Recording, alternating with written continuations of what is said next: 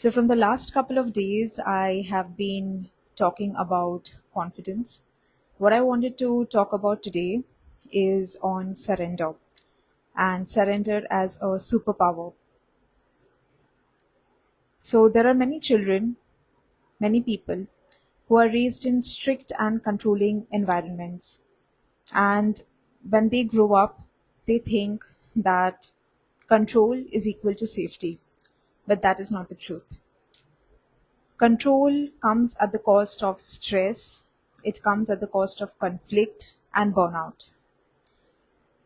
You can think of anyone you have ever worked with or ever been with who has been super controlling, and you know that it is difficult to deal with them.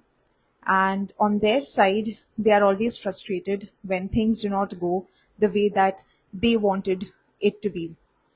Now, I understand that there could be situations that demand control, for example, at work, where you need to control certain outcomes, and that's absolutely fine.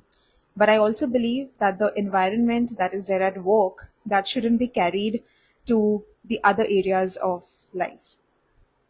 Now, from a spiritual lens, if we see that we humans are not the controllers. There are people who think that they are powerful, they control everything, but that is far from the truth. The supreme controller is God. And when we talk about surrender, surrender does not mean laziness or becoming passive, but it means that you do everything that you can. आपका जो कर्म है आप वो सब कुछ करते हो and then whatever the result is you trust that it is being taken care of by the higher power. The higher power could be anyone that you believe in. It could be God, universe, angels, whoever, and you just trust that I've done whatever I could, and the result, I just leave it in the hands of the higher power. It will be taken care of. And when I say that, I mean whatever the outcome be, it's not necessary that you like it. It could be something that you don't really like it, but just trust that it works out. Everything always works out in your favor. Even if it looks like that it doesn't in the short term, it definitely will in the long run. Now, I would also like to share a practical example. Um, Say, for example, you have been nominated for a promotion or you have applied for a promotion, and instead of stressing about it day and night and going for sleepless nights, what you can do is do everything that you need to do. Whatever the work is, whatever the talking needs to be done, just go ahead and do it. And rest, just surrender and leave it. Just know that whatever the outcome will be, it will be in your favor eventually.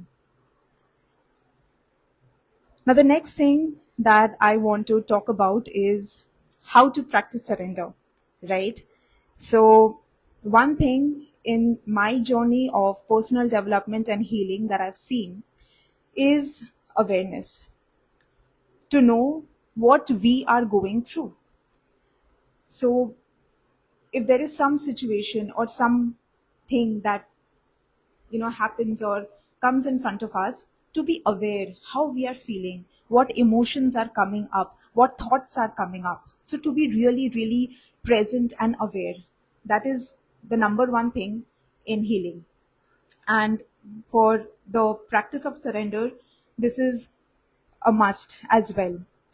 So be aware, and when you notice that this is somewhere that I'm trying to control things, I'm just going too deep, just pause and ask yourself, is there anything that I can do to make the outcome the way I want? If the answer is yes, go ahead and do it all. And when you know that I have done everything that I could, that was in my control and power, and there is nothing apart from this that I can, just leave. Trust, surrender, leave it to the higher power, and just know that everything will turn out to be in your favor. I also want to talk about Draupadi's surrender from the Mahabharata. So, when the Vastraharan incident was happening, Draupadi tried to save herself. She asked help from her husbands from the elderly who were present in the Sabha. With all the power that she had, with all the strength that she had, she tried to save herself.